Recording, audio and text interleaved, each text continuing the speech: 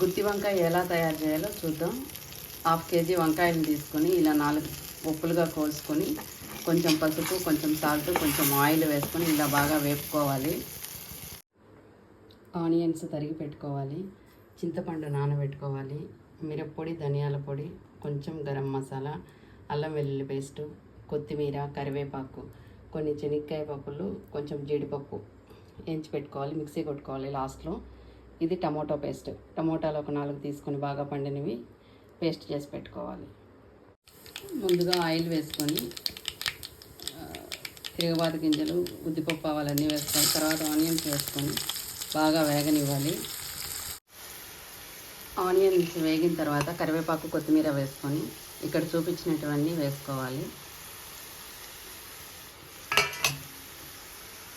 వేసుకున్న తర్వాత బాగా వేంపాలి.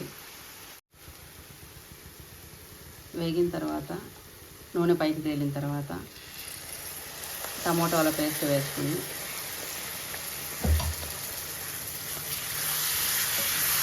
బాగా కలపాలి.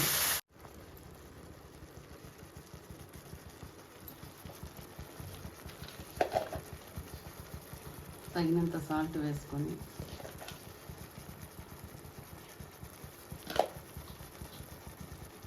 వంకాయలు వేసుకోవాలి.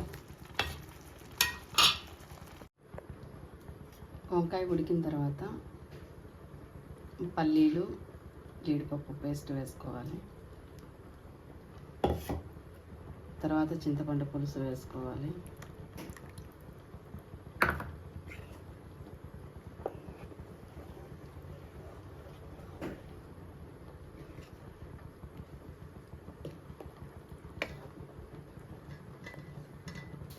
ఒక 5 minutes ఉడకనిస్తే వంకాయ కర్రీ రెడీ.